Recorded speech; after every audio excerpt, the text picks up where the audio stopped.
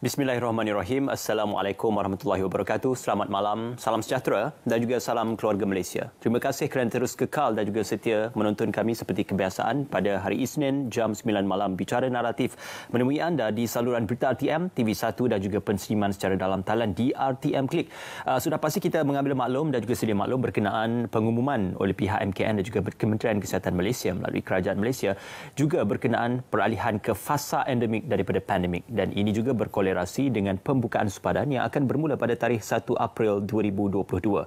Sebelum pertimbangan untuk pengembara keluar masuk dari dalam dan juga luar negara, banyak perkara-perkara yang perlu diketahui dan juga prosedur serta protokol yang perlu dipatuhi dan untuk kita sama-sama maklumkan kepada masyarakat dalam perihal kita mengekang penularan pandemik COVID-19 apabila kita beralih kepada endemik kelak. Untuk bercakap lebih lanjut berkenaan tentang pembukaan sempadan ini, saya amat berbesar hati untuk bersama dengan yang berbahagia Datuk Seri Khairul Zaimi bin Daud, Ketua Pengarah Imigresen Jabatan Imigresen Malaysia, bersama dengan kami pada malam ini dalam Bicara Naratif. Assalamualaikum, selamat malam Datuk Seri. Apa khabar? Baik. Alhamdulillah. Terima kasih Datuk Seri bersama dengan kami malam ini. Nampak sibuk untuk kita mengelolakan dan juga untuk kita menantikan kira detik bagi pembukaan sempadan tarikh 1 April. Seperti yang dimaklumkan oleh pihak kerajaan, peralihan ke fasa endemik itu adalah satu peralihan yang kritikal untuk kita melihat penilaian risiko dan juga bagaimana kelonggaran syarat-syarat yang diberikan. Namun begitu, untuk mengetahui dengan lebih lanjut rasional dan juga bagaimana respon daripada pihak JIM sendiri untuk melihat pembukaan persempadan negara bermula tarikh 1 April. Datuk Seri. Assalamualaikum warahmatullahi wabarakatuh. Salam sejahtera, salam keluarga Malaysia. Yang pertama, bagi pihak Jabatan Imigresen Malaysia, saya merakamkan setinggi peragaan dan terima kasih kepada RTM kerana sudi menjemput kami untuk malam ini kita berbincang dan berbicara tentang prosedur, tentang persediaan Jabatan Imigresen Malaysia untuk melaksanakan keputusan kerajaan bagi membuka semula sempadan negara. Saya ingin mulakan dengan sedikit latar belakang bagaimana sempadan negara kita ini boleh dibuka semula pada 1 April. Ia bermula pada bulan Februari apabila mesyuarat Majlis Pemulihan Negara ketika itu meminta Jabatan Imigresen membentangkan kertas cadangan untuk membuka semula sempadan negara. Jadi saya berunding dengan Yang Berhormat Menteri Dalam Negeri Datuk Seri Hamzah, dan kami sebenarnya mencadangkan 1 Mac, tarikh yang lebih awal. Lebih awal. Dibawa ke dalam mesyuarat dan dipersetujui oleh mesyuarat MPN secara prinsip. Tetapi selepas itu diperhalusi semula oleh beberapa jawatankuasa yang lain, khususnya mendengar pandangan daripada Kementerian Kesihatan Malaysia. Dan akhirnya Yang Amat Berhormat Perdana Menteri mengumumkan bahawa pembukaan akan dilaksanakan pada 1 April. Dan bagi Jabatan Imigresen Malaysia, kami telah bersedia sepenuhnya untuk melaksanakan keputusan ini. Kita juga mendapat maklum balas pelbagai reaksi daripada golongan masyarakat, khususnya berkenaan persempadanan ini yang ingin melakukan urusan keluar masuk negara. Jadi penilaian kepada reaksi yang ditonjolkan dan juga diterjemahkan oleh masyarakat khususnya kepada pembukaan sempadan ini, Datuk Seri? Berdasarkan kepada respons rakyat, sama ada tempatan ataupun warga negara asing, yang kami teliti melalui sosial media jabatan, keputusan pembukaan sempadan ini adalah sesuatu yang sememangnya dinanti-nantikan oleh rakyat negara kita. Kerana mereka ingin keluar negara, ingin melancong, memudahkan lagi urusan perniagaan mereka, ingin melawat keluarga dan sebagainya. Dan mereka sangat gembira dengan keputusan yang dibuat oleh kerajaan ini. Dan imigresen juga mendapat reaksi yang positif daripada warga negara asing di negara luar. Yang mana mereka ini mungkin sebelum ini adalah pelancong-pelancong yang mungkin setahun 2-3 kali berkunjung ke negara mereka, ke negara kita. Jadi apabila keputusan ini diumumkan, mereka sangat gembira dan seolah-olah tidak sabar lagi untuk datang ke negara kita. Seolah-olah tidak sabar untuk menunggu 1 April ini. Ini reaksi awal yang dapat dikesan oleh Jabatan Imigresen Malaysia. Sebenarnya reaksi daripada penyedia penerbangan pun sudah pun mula menambah bilangan kapal terbang dan juga perkhidmatan penerbangan mereka menyambut baik daripada inisiatif 1 April 2022. Namun sebegitu Datuk Seri, amat penting untuk kita memberi makluman kepada masyarakat berkenaan tentang prosedur, protokol yang perlu diketahui Bukan sahaja kepada pengembara yang ingin keluar daripada negara ini, tetapi pengembara yang ingin masuk ke dalam negara dan juga destinasi-destinasi pelancongan ataupun destinasi negara tujuan, kerana kita sedia maklum setiap negara mempunyai undang-undang yang berbeza. Apa yang boleh diperjelaskan pada peringkat ini? Ada dua perkara yang ingin saya jelaskan di sini berkaitan dengan pembukaan sempadan negara. Ya. Yang pertama, kepada rakyat Malaysia sendiri. Okey. Mereka perlu faham bahawa apabila kita membuka sempadan negara, bukan bermakna rakyat kita bebas untuk pergi ke mana-mana negara di luar sana. Okay. Kerana terdapat negara luar yang masih belum membuka sempadan negara mereka. Terdapat juga negara yang membuka sempadan tetapi melaksanakan pelbagai peraturan-peraturan ketat. Contohnya kuarantin. Okay. Saya kalau boleh saya berikan contoh negara China. Ya, mereka masih mengenakan kuarantin sehingga 15 ke 20 hari. Okay. Jadi kalau sekiranya rakyat kita berkunjung ke negara berkenaan, mereka mungkin akan menghabiskan sebahagian besar masa untuk menjalani tempoh kuarantin berkenaan. Yeah. Jadi sekiranya rakyat kita ingin keluar, mereka mestilah bijak memilih negara mana yang sama-sama membuka pintu sempadannya seperti mana kita. Dan saya juga ingin memaklumkan, sekiranya rakyat kita ingin keluar, mereka mestilah terlebih dahulu menyemak dokumen perjalanan. Okay. Mereka mesti semak bahawa pasport mereka masih lagi sah untuk tempoh sekurang-kurangnya 6 bulan. Okay. Dan selain daripada itu, satu perkara yang penting juga saya ingin nasihatkan untuk semak di dalam portal immigration. Sama ada mereka tersenarai di dalam mereka yang dilarang keluar negara ataupun tidak. Senarai hitam. Senarai hitam. Kerana seringkali saya temui kes-kes seperti ini, khususnya kepada mereka yang menjalankan perniagaan. Kadang-kadang dihalang keluar negara kerana ada isu dengan sesetengah jabatan, lembaga asing dalam negeri terutamanya. Yeah. Jadi semakan ini boleh dibuat sama ada di kios yang disediakan di KLIA ataupun boleh menyemak di dalam portal Jabatan Immigration Malaysia. Okey. Ini untuk rakyat kita, untuk rakyat Malaysia. Dan bagi warga negara asing, mereka naklah mematuhi prosedur-prosedur kesihatan yang telah ditetapkan oleh Kementerian Kesihatan Malaysia. Okey. Yang pertama, mereka mesti memuat naik aplikasi MySejahtera di dalam smartphone masing-masing dan melengkapkan borang apa yang kita panggil traveller's form. Okay. Dan di sana mereka perlu pula memuat naik keputusan ujian PCR yang mesti diambil dalam tempoh 48 jam sebelum mereka berlepas ke negara kita. Apabila sampai di KLIA, saya beri contoh KLIA, mereka boleh memilih sama ada untuk melaksanakan ujian RTK di pintu masuk ataupun mereka boleh terus berlepas keluar dan kemudiannya mengambil ujian berkenaan di mana-mana klinik kesihatan profesional dalam tempoh 24 jam. Okay. Sekiranya mereka gagal, MySejahtera itu nanti akan bertukar kepada status yellow, kuning, di mana mereka tidak boleh untuk bergerak ke tempat-tempat lain. Okay. Jadi ini ialah prosedur dan perkara-perkara utama yang perlu difahami sama ada oleh rakyat kita sendiri ataupun rakyat negara luar yang ingin berkunjung ke negara kita. Ya. Datuk Seri, ujian RTK itu perlu dilakukan pada waktu ketika di lapangan terbang ataupun boleh dilakukan di premis luar daripada lapangan terbang, Datuk Seri? Ujian itu boleh dilakukan di premis di luar lapangan terbang dengan syarat di klinik-klinik kesihatan yang dijalankan oleh pengamal perubatan profesional. Okay. Maknanya doktor-doktor yang berdaftar dengan Persatuan Perubatan Malaysia, doktor yang sah.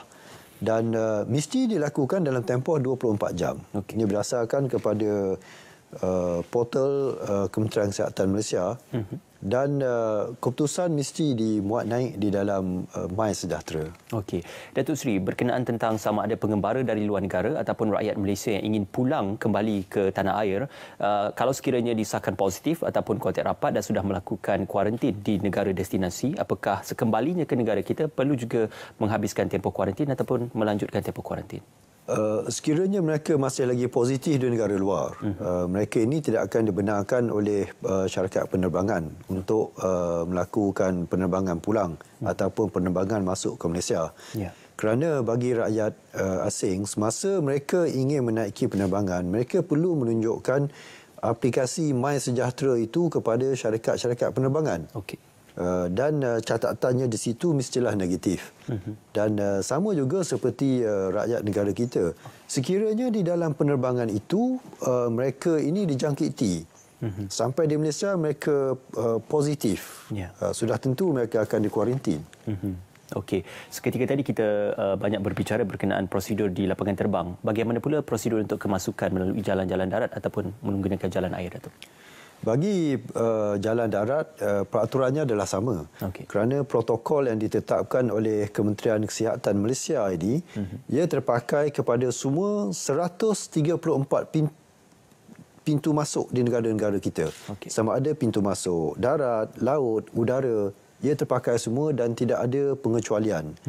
Bermakna RTK, PCR dalam tempoh 48 jam, apabila sampai laksanakan sekali lagi RTK dalam tempoh 24 jam. Sama ada datang dengan kapal, datang dengan kenderaan darat, ia sama.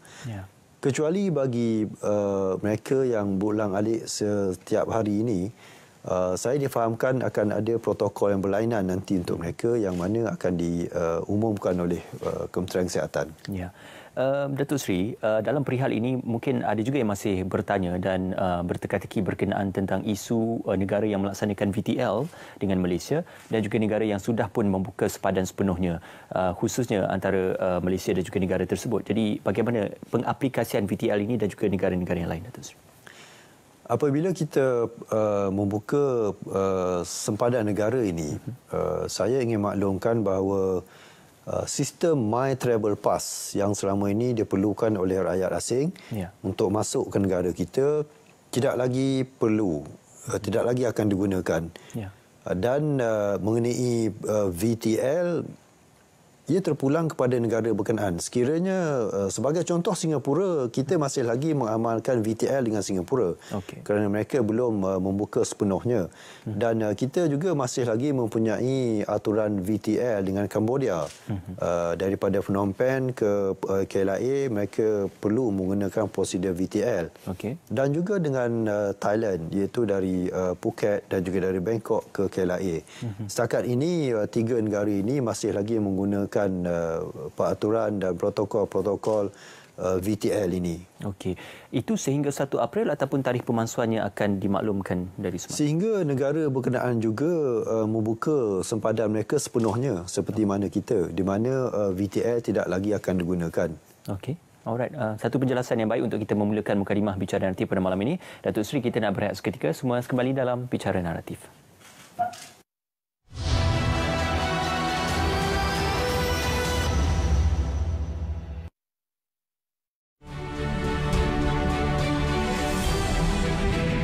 Sebagai negara upper middle income dengan jumlah komposisi generasi muda dan para pelajar yang besar dalam masyarakat, kerajaan akan turut memfokuskan kepada penyediaan generasi muda yang dapat mengharungi cabaran IR 4.0 dengan memperkasa kurikulum pendidikan sekolah dan universiti dengan memperkukuhkan sistem pendidikan yang holistik serta melaksanakan pelbagai inisiatif bagi meningkatkan kemahiran penilaian analitik berdasarkan data dan sains.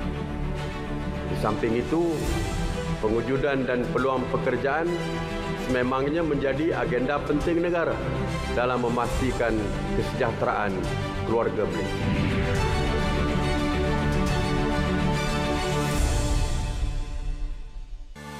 Pasukan Tidak Balas Kecemasan Pertahanan Awam Saidat Keluarga Malaysia ditubuhkan pada 16 Mac 2006. Ia berfungsi sebagai pasukan tidak balas awal di kalangan komuniti untuk sebarang kejadian kecemasan dan bencana sebelum pasukan penyelamat utama tiba. Sasaran Angkatan Pertahanan Awam Malaysia APM ialah menubuhkan Saidat Keluarga Malaysia di setiap 222 parlimen pada tahun 2022. Sasaran awal 100 hari pertama telah tercapai dengan penubuhan 44 pasukan. Peka dengan bencana yang mungkin berlaku di tempat anda. Sediakan beg ready to go anda yang mengandungi whistle, lampu suluh, kit perubatan kecemasan, power bank, kit kebersihan, tuala, air minuman, makanan tin, dokumen penting dan wang tunai.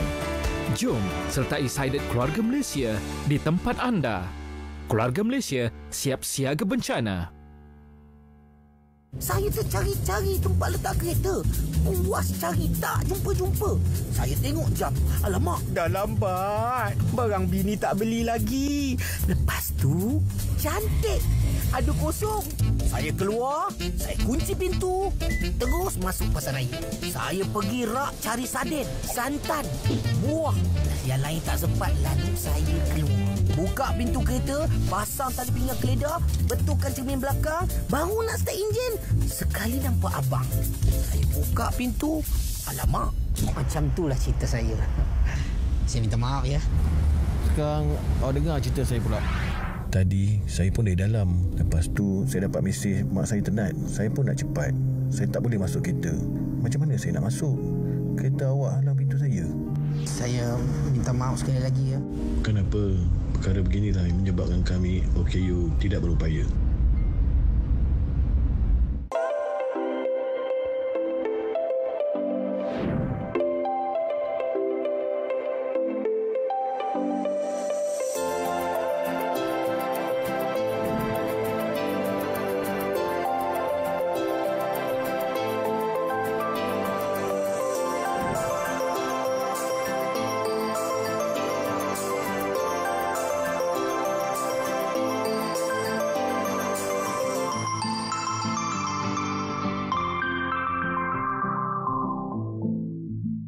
Kerajaan kita telah mengambil langkah yang berani dan tegas walaupun di luar daripada pemikiran biasa.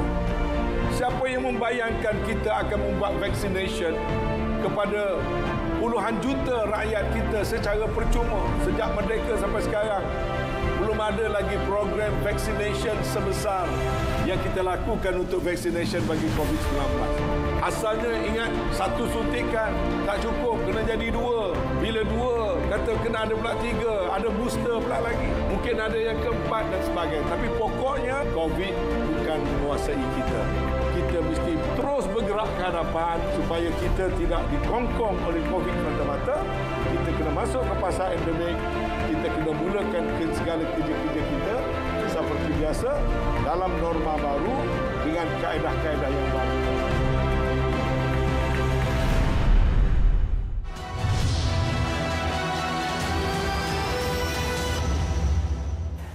Ya, bersua kembali dalam bicara naratif bereaksi daripada apa yang diungkapkan oleh Tan Sri Anwar Musa berkenaan tentang program imunisasi COVID-19 kebangsaan, khususnya mereka yang sudah pun melengkapkan dos penggalak dan juga kedua-dua dos ini untuk memudahkan urusan kiranya ingin keluar masuk negara, dan itu juga berkolerasi dengan pembukaan sempadan. Masih lagi bersama dengan yang berbahagia Datuk Seri Khairul Zaimi untuk kita bercakap lebih lanjut berkenaan tarikh 1 April 2022. Kita sedia maklum persediaan ini dilakukan dengan rapi untuk kita melihat bagaimana kehadiran dan kedatangan pengembara dari luar ataupun untuk kita memudahkan urusan di pintu-pintu masuk dan juga persempadan negara. Jadi bagaimana persediaan dilakukan oleh JIM dalam melihat kepada prosedur yang mungkin akan berlakunya lambakan keluar masuk di pintu sempadan? Kalau kita bercakap tentang persediaan Jabatan Immigration, saya ingin huraikan bahawa persediaan ini boleh dibahagikan kepada dua jenis persediaan. Yang pertama, persediaan dari segi documentation. Immigration mesti memastikan bahawa kami mempunyai bilangan pasport yang mencukupi untuk rakyat Malaysia memohon memperbarui pasport mereka bagi membolehkan mereka keluar apabila sempadan negara dibuka.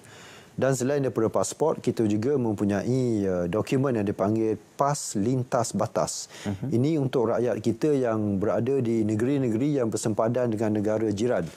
Contohnya Kelantan, Perak dengan Thailand, Sabah dan Sarawak dengan Kalimantan.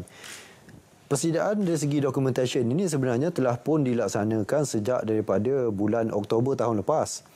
Ketika itu, alhamdulillah, kami menjangkakan bahawa kerajaan mungkin akan membuka sempadan pada suku pertama tahun ini, dan alhamdulillah ia terjadi pada 1 April. Unjuran dari segi bilangan pasport telah dibuat, di mana di dalam stok immigration sekarang ini kami mempunyai sebanyak 970,000 bilangan buku pasport. Yang mana jumlah ini dijangka mencukupi sehingga bulan Jun atau bulan Julai pada tahun ini. Dan selepas itu barulah restock semula akan dibuat. Dan bilangan unjuran ini dibuat, saya ingin kongsikan berdasarkan kepada jumlah statistik pembaharuan pasport dalam negara kita sebelum berlakunya pandemik. Di mana pada ketika itu, pada tahun 2019, 2018 contohnya, jumlah rakyat kita yang memohon dan memperbaharui pasport mereka setiap tahun adalah di antara 2.3 sehingga 2.5 juta setahun. Jadi dengan jumlah yang ada 970,000 ni, saya amat yakin ia mencukupi sehingga bulan Jun yang saya maklumkan sebentar tadi. Ini dari segi persediaan dokumentasi Jabatan Immigration. Dan persediaan yang lebih penting lagi tentulah di pintu-pintu masuk itu sendiri. Dalam tempoh pandemik ini selama 2 tahun, pintu masuk kita ditutup dari segi operasi kerana negara jiran. Saya beri contoh di Rantau Panjang dan Pengkalan Kubur. Ditutup operasinya kerana negara jiran juga menutup pintu masuk mereka. Tetapi dari segi sistem, dari segi pegawai-pegawai yang bertugas, mereka tetap datang setiap hari seperti biasa. Dan bagi pintu masuk yang mempunyai sistem-sistem automatik, contohnya autogate di KLIA, sistem ini sepanjang tempoh 2 tahun lepas diuji dari masa ke semasa untuk memastikan bahawa ia boleh berfungsi. Dan alhamdulillah, sehingga hari Ahad baru-baru ini, semua sistem autogate di pintu masuk utama negara, iaitu di KLIA, KLIA 1, di bangunan Sultan Iskandar di Tambak Johor, kompleks Sultan Abu Bakar di laluan kedua di Johor juga, di Sabah dan di Sarawak, semuanya boleh beroperasi dengan baik. Dan saya juga telah menyediakan semula bilangan pegawai-pegawai untuk bertugas di kaunter-kaunter seperti biasa, seperti mana sebelum berlakunya pandemik.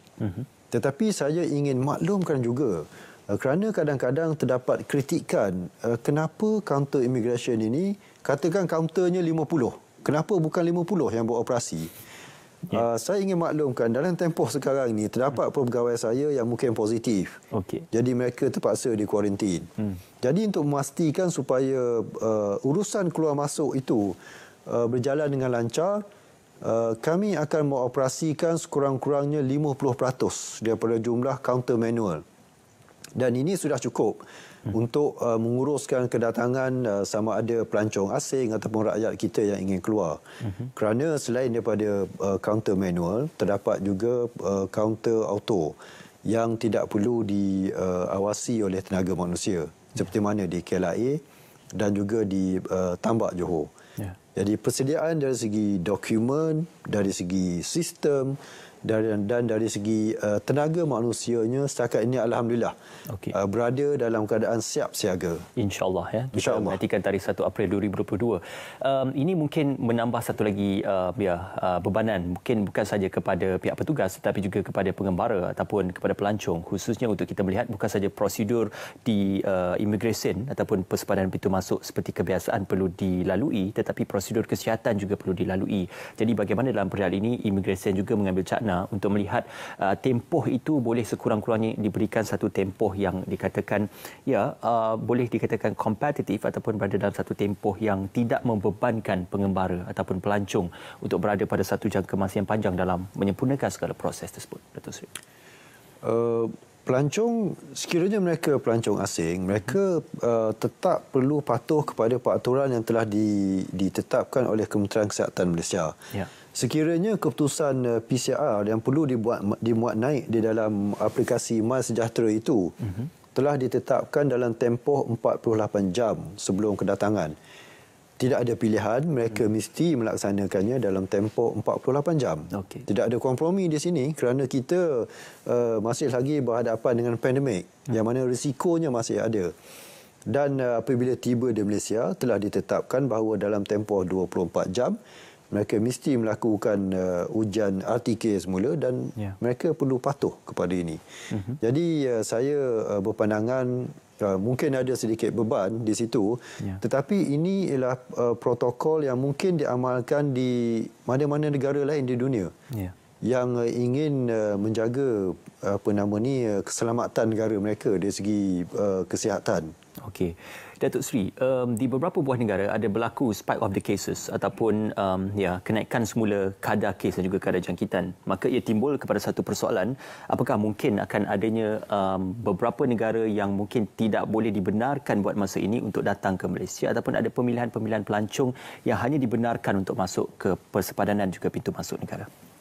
Dari segi penilaian sama ada negara berkenaan perlu dikenakan sekatan perjalanan ataupun tidak ke dalam negara kita, yang ini bagi Jabatan Imigresen Malaysia, kami berpandukan kepada peraturan yang dikeluarkan oleh Kementerian Kesihatan Malaysia.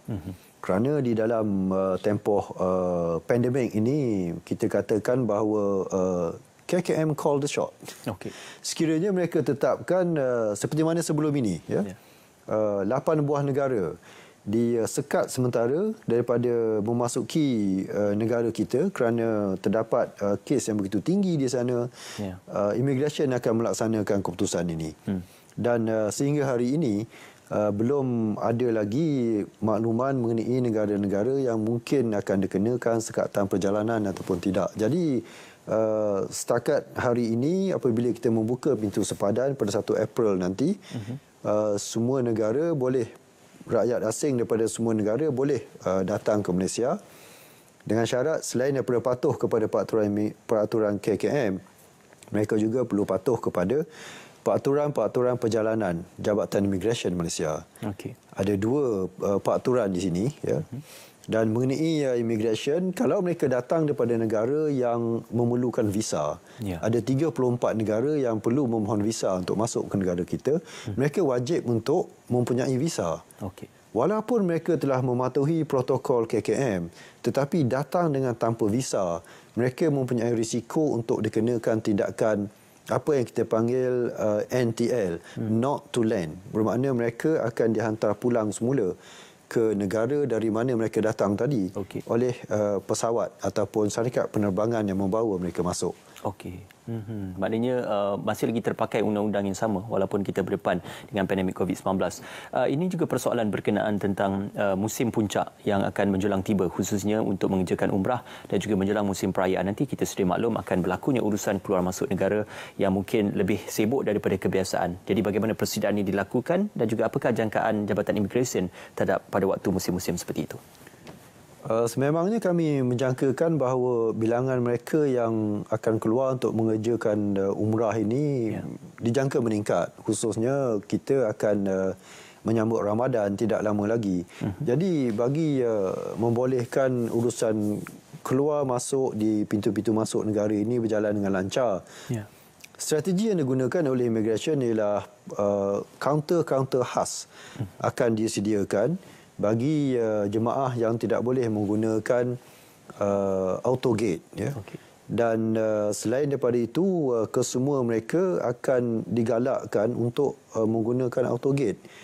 Saya telah menetapkan special team untuk menguruskan jemaah yang pergi mengerjakan umrah ini. Dedicated team, mereka akan membawa jemaah-jemaah ini untuk keluar dengan menggunakan autogate. Yang mana lebih mudah urusannya daripada mereka pergi ke kaunter-kaunter manual. Dan setakat ini alhamdulillah telah ada rakyat kita yang pergi mengerjakan umrah. Alhamdulillah. Dan urusan di kantor-kantor immigration berjalan dengan lancar setakat ini, alhamdulillah. Alhamdulillah. Semoga dipermudahkan urusan khususnya menjelang pada waktu puncak ataupun menjelang pada musim perayaan nanti.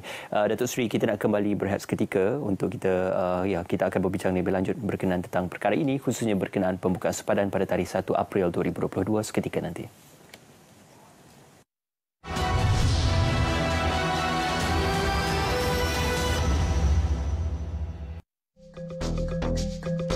Ekosistem marine termasuk terumbu karang, rumput laut dan hutan bakau adalah amat penting dan memberi sumbangan dalam kemakmuran ekonomi, sosial dan alam sekitar. Nilai ekonomi yang boleh dijana daripada pemeliharaan ekosistem marine di taman laut adalah 8.7 bilion ringgit Malaysia setahun. Bersama-sama kita lindungi dan memelihara kelestariannya. Jadilah pengunjung kawasan taman laut yang bertanggungjawab dengan mematuhi peraturan yang ditetapkan. Sertai aktiviti sukarelawan dan menyokong usaha pemeliharaan ekosistem marine. Kurangkan penggunaan plastik sekali guna. Peka dan menghargai kepentingan hidupan laut dan ekosistemnya. Amalkan penggunaan teknologi hijau. Lupuskan peralatan rumah dan bahan berbahaya dengan kaedah yang betul. Gunakan baju organik dan mesra alam serta tingkatkan pengetahuan mengenai ekosistem marine.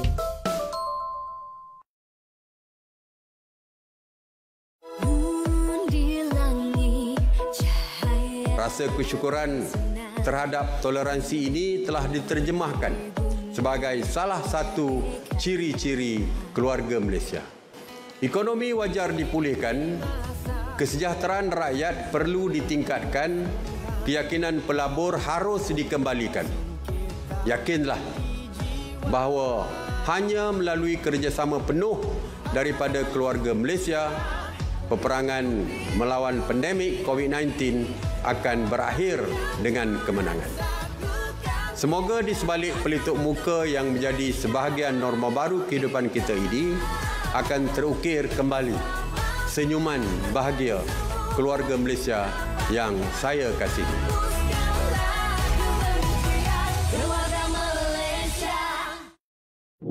50% daripada kanak-kanak berinteraksi melalui media sosial tanpa pemantauan ibu bapa, manakala 60% kes serangan seksual melibatkan kanak-kanak.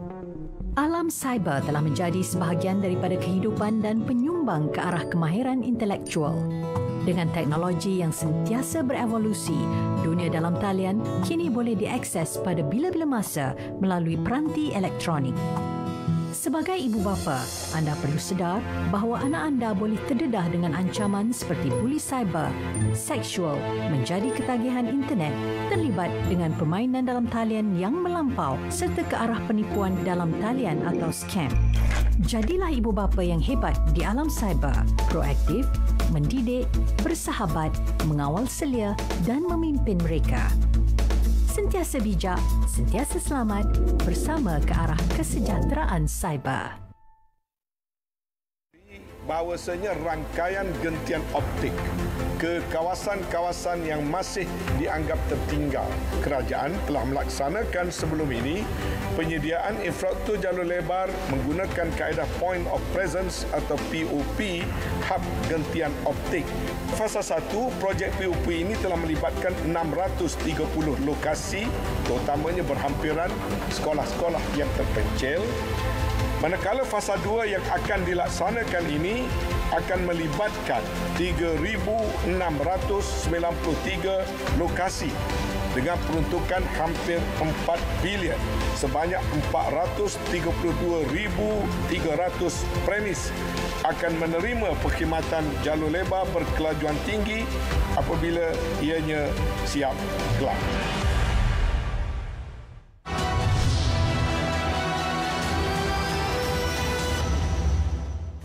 Ya, kita bersua kembali dalam bicara naratif, khususnya berkenaan pembukaan sepadan dan juga khususnya berkolerasi daripada tarikh 1 April 2022. Masih lagi bersama dengan yang berbahagia Datuk Seri Khairul Zaimi bin Daud yang juga merupakan Ketua Pengarah Imigresen.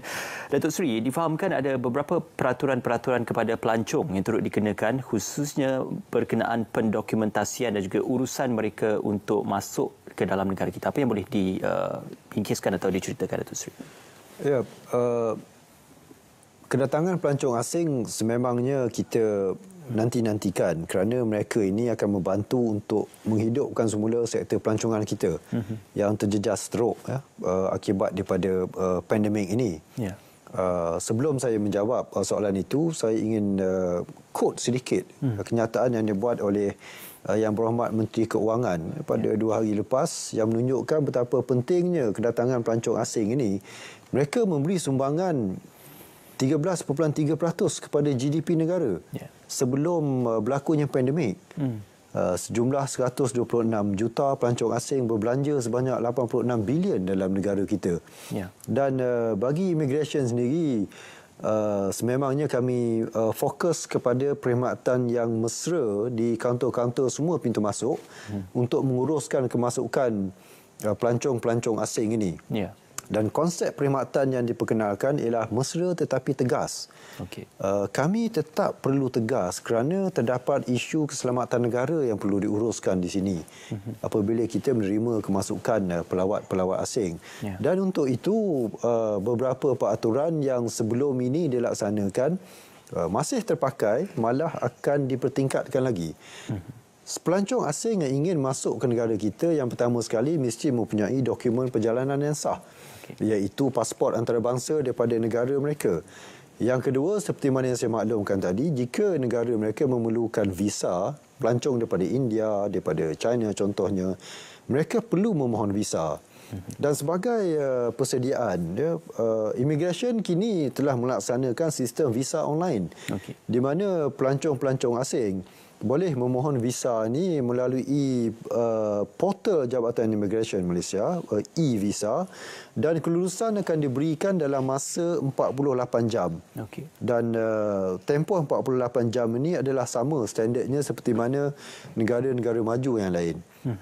Dan selain daripada visa, mereka hendaklah apabila tiba di negara kita, mempunyai tempat tinggal yang telah pun dibuat tempahan, accommodation.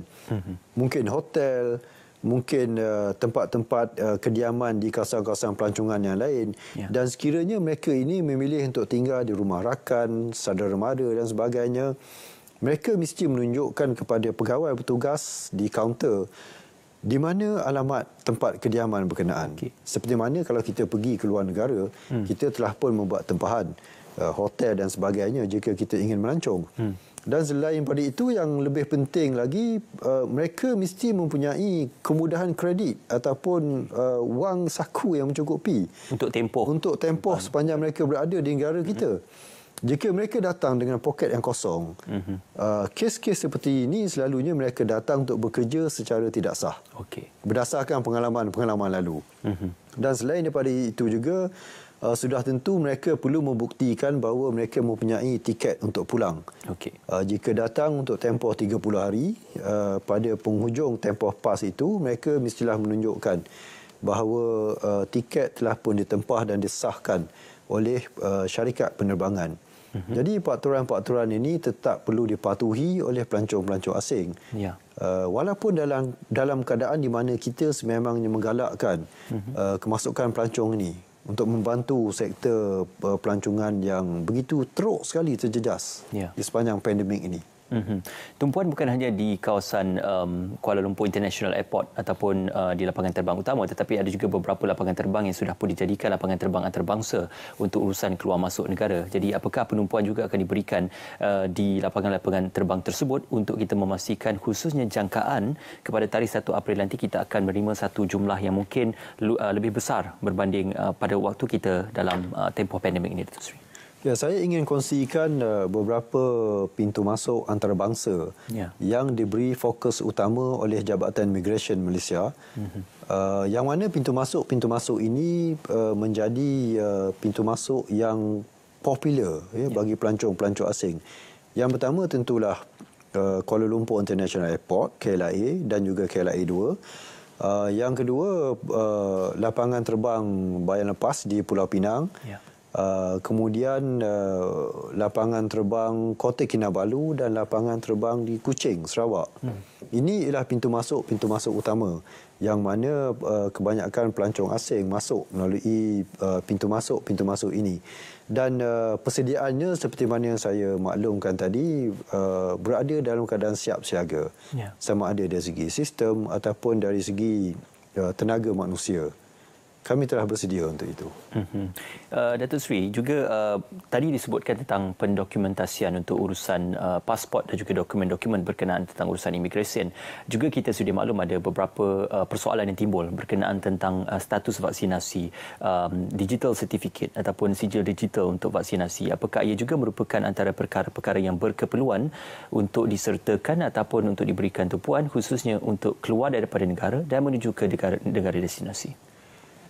Bagi rakyat negara kita yang ingin keluar, mereka tertakluk kepada peraturan-peraturan di negara berkenaan. Okey. Dan rakyat kita hendaklah telah divaksinasi sepenuhnya. Okey. Dan bagi rakyat negara asing yang ingin masuk, mereka perlu memuat naik sertifikat ini di dalam sistem MySafe Travel. Ini di bawah Kementerian Kesihatan, di mana sistem ini telah pun diintegrasikan dengan sistem imigresen di Malaysia. Jadi apabila mereka sampai di kaunter imigresen, pasport itu akan diimbas di dalam sistem dan dokumen yang menunjukkan mereka ini telah pun divaksinasi ataupun mereka positif akan keluar di skrin.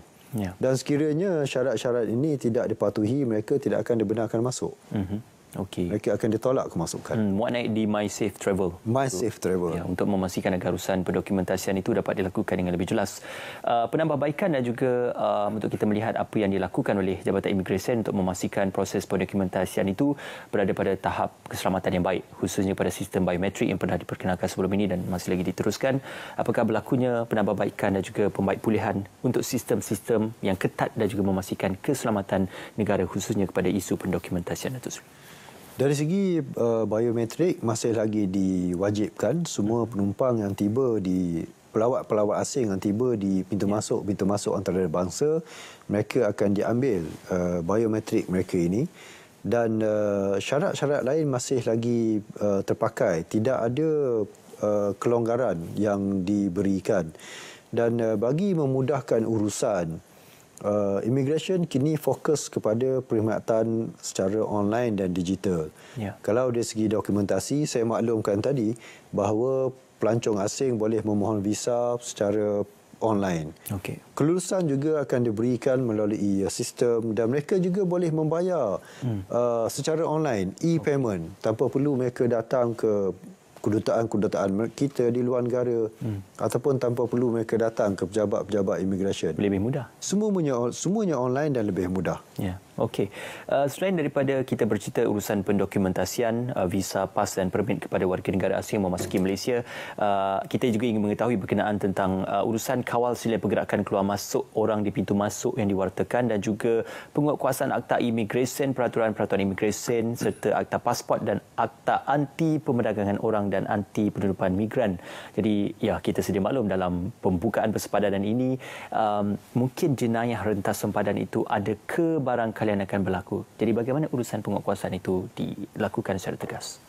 Saya ingin maklumkan bahawa selain daripada perkhidmatan kaunter di pintu-pintu masuk negara kita, imigresen juga sebenarnya mempunyai pasukan penguatkuasaan yang ditempatkan di sana.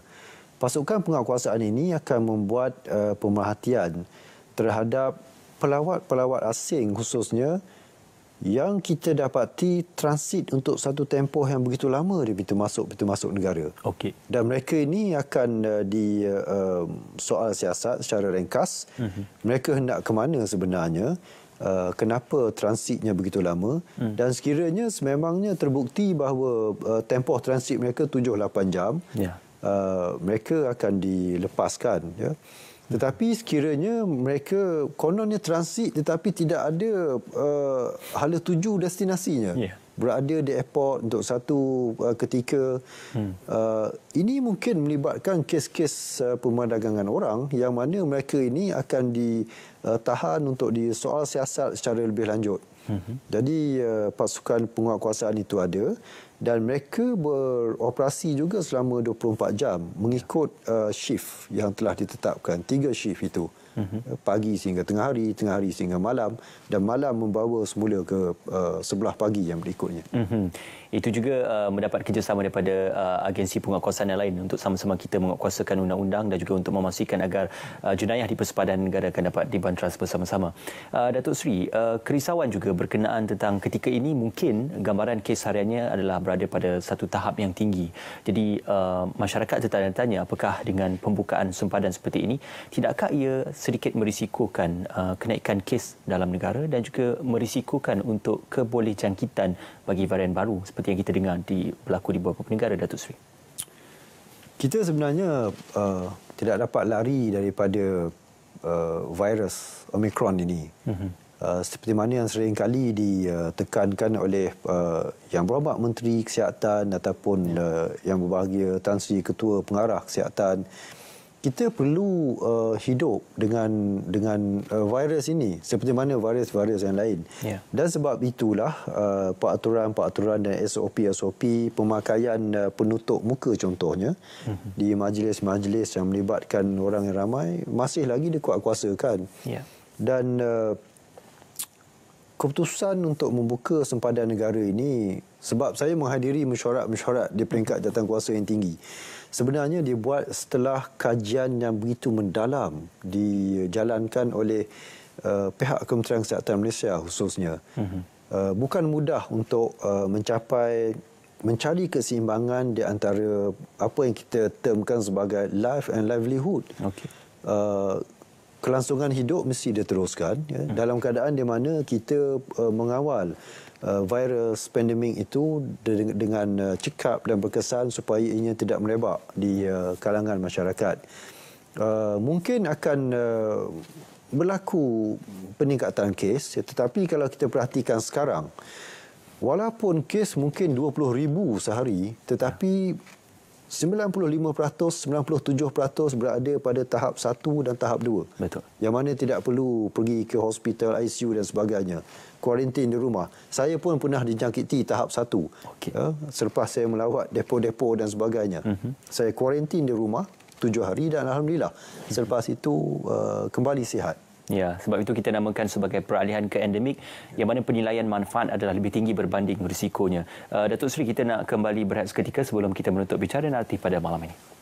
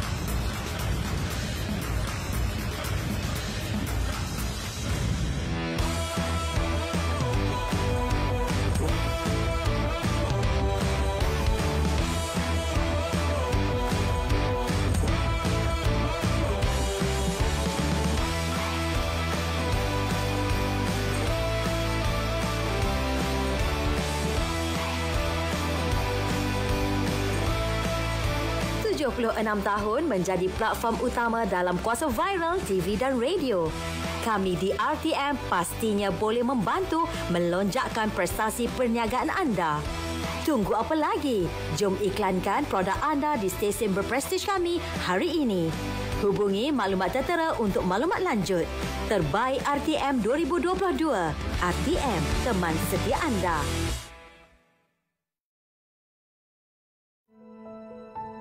Malaysia berada di dudukan ke-13 dari 122 buah negara dalam indeks pemilihan COVID-19 Nikkei Asia.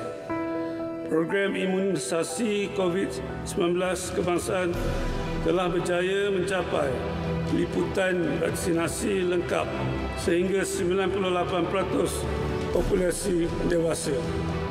Bagi memastikan imuniti kekal pada tahap optimum dan sebagai benteng dalam menghadapi varian baru, Beta menyeru agar rakyat Beta untuk mendapatkan dos penggalak menerusi program yang sedang dilaksanakan oleh kerajaan.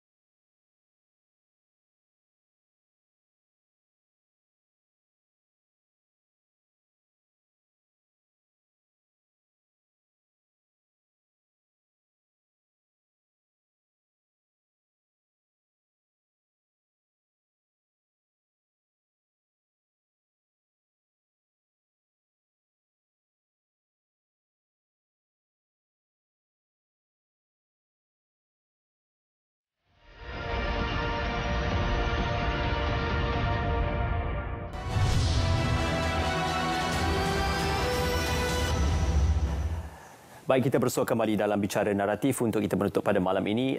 Kita sedia maklum dengan pengumuman untuk peralihan ke fasa endemik bermula pada tarikh 1 April 2022. Pembukaan sepadan juga akan dilakukan. Reaksi daripada Jabatan Imigresen Seri Datuk Seri, kita mengulang kembali apa yang perlu dilakukan khususnya kepada rakyat Malaysia yang berhasrat ataupun berhajat untuk pergi ke negara-negara luar destinasi mereka, ataupun kepada pelancong dan juga pengembara asing yang ingin masuk ke dalam pintu masuk dan persepadan negara, Datuk Seri. Yang pertama sekali, rakyat kita yang ingin melancong ke negara luar, mereka perlu semak peraturan di negara berkenaan. Sama ada negara berkenaan mengenakan perintah kuarantin ataupun syarat-syarat lain yang mungkin ketat. Sekiranya perintah kuarantin dikenakan, dia akan menyukarkan rakyat kita sendiri. Kerana sampai di sana mungkin kuarantin 10 hari. Sedangkan tempoh untuk bercuti mungkin 15 hari.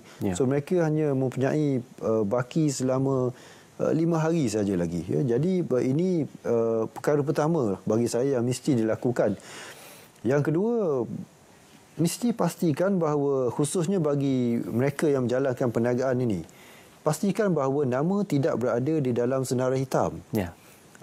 Perintah sekatan perjalanan tidak dikenakan. Kerana ia akan menyukarkan tiket penerbangan telah pun ditempah dan kadang-kadang pesawat telah bersedia untuk berlepas. Mereka hanya mempunyai tempoh beberapa jam saja lagi untuk menyelesaikan masalah ini. Dan ada ketikanya saya juga menerima panggilan sekitar pukul 2 pagi, pukul 3 pagi memohon bantuan. Dan penting untuk memastikan bahawa urusan dokumentasi semuanya teratur sebelum melakukan perjalanan. Ini bagi saya perkara yang perlu dititik beratkan sebelum rakyat kita keluar negara apabila 1 April ini nanti pintu sepadan dibuka semula. Maklumat di ujung jari, buat research terlebih dahulu itu adalah amat penting untuk pengembara ataupun mereka yang ingin keluar ke luar negara. Datuk Seri, kita sedia maklum dengan pengumuman pembukaan sepadan ini, ramai yang akan memperbaharui pasport masing-masing dan akan pergi ke kaunter-kaunter imigresen dan sebagainya. Pembaharuan secara dalam Thailand bagaimana, Datuk Seri? Mungkin boleh memudahkan urusan? Sememangnya Jabatan Imigresen menggalakkan rakyat kita untuk membaharui pasport mereka secara dalam talian. Dan semua ini boleh dilakukan melalui portal jabatan. Dan saya juga ingin maklumkan mulai 1 April ini, pejabat pengeluar pasport utama di Menara Ikhlas di Putrajaya, kami akan laksanakan projek rintis pembaharuan pasport secara online sepenuhnya. Bermakna mereka yang datang untuk memohon pasport secara manual akan digalakkan, akan dibawa ke satu kantor khas dan mereka akan memohon secara online di situ. Dan bagi pemohon-pemohon rakyat Malaysia yang lain, mereka boleh melakukan permohonan ini di rumah. Ataupun sekiranya mereka berada di negara luar, contohnya di Australia. Saya keluarkan statement baru-baru ini mulai hari Selasa 22 hari bulan ini. Hari rakyat Malaysia di sana boleh memohon pasport secara online. Dan pasport itu akan diproses di Putrajaya dan apabila mereka pulang, mereka boleh mendapatkan pasport yang baru. Ataupun pasport itu akan dihantar melalui beg diplomatik ke pejabat pengeluar pasport di Australia. Ya, yang penting semak syarat sah tempoh untuk pasport sekurang-kurangnya 6 bulan Datuk Seri, 6 bulan. Tarikh penerbangan atau tarikh untuk keluar dari negara. Datuk Seri, kita nak menutup pada malam ini bicara naratif pengharapan Datuk Seri menjelang tarikh 1 April 2022. Kita sudah maklum selepas itu juga kita tidak akan berpatah balik kepada fasa kita melaksanakan urusan menangani pandemik. Kita akan beralih kepada fasa endemik. Jadi hal ini adalah kita jaga kita dan juga pengetahuan kediri juga penting untuk kita mendapatkan maklumat lanjut berkenaan tentang isu urusan keluar masuk negara. Jadi apa yang boleh disimpulkan pada malam ini, Datuk Seri? Dari segi harapan, saya berdoa supaya tidak berlaku sebarang perkara-perkara teknikal di pintu-pintu masuk kita. Yang boleh menyebabkan sistem-sistem automasi tidak beroperasi dengan sempurna. Jadi saya amat mengharapkan juga supaya rakyat kita yang ingin keluar membuat semakan terlebih dahulu, datang awal ke lapangan terbang, jangan datang dalam tempoh yang singkat kerana mungkin ada beberapa urusan lain yang perlu dilakukan, mungkin berlaku kesesakan dan sebagainya. Dan insya-Allah bagi Jabatan Imigresen Malaysia, kami akan melakukan yang terbaik untuk memastikan bahawa urusan keluar masuk di pintu-pintu masuk negara kembali seperti mana sebelum pandemik ini, malah akan ditingkatkan lagi dari segi kualiti perkhidmatannya. InsyaAllah. Penting pastikan pasport anda tidak tamat tarikh luputnya dan juga untuk ujian pengesanan COVID-19 juga dilakukan serta lengkap divaksinasi. Itulah antara perkara-perkara asas yang perlu untuk disediakan sebelum urusan keluar negara. Terima kasih diucapkan kepada yang berbahagia Datuk Seri Khairul Zaimi bin Daud, Ketua Pengarah Imigresen Jabatan Imigresen Malaysia bersama dengan kami. Terima kasih juga Jabatan Imigresen Malaysia memberikan ruang untuk kita bercakap dan juga mengurungkai segala kekeliruan dan juga persoalan berkenaan isu persepadan masuk dan juga keluar masuk negara. Terima kasih bersama kami dalam Bicara Naratif. Teruskan kesetiaan anda bersama kami di RTM. Assalamualaikum, selamat malam. Salam keluarga Malaysia.